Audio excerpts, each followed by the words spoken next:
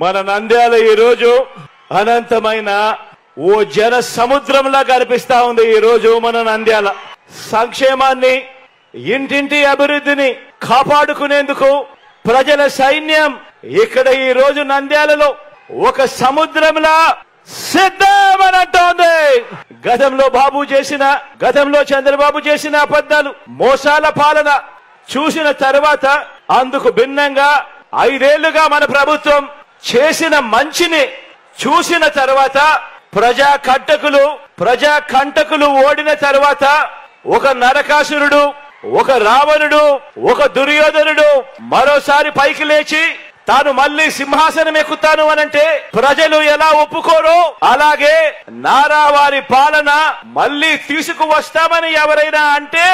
ఒప్పుకోము అని చెప్పటానికి నంద్యాల నుంచి ఏలేరు వరకు, కుప్పం నుంచి ఇచ్చాపురం వరకు ప్రజలంతా కూడా సిద్ధ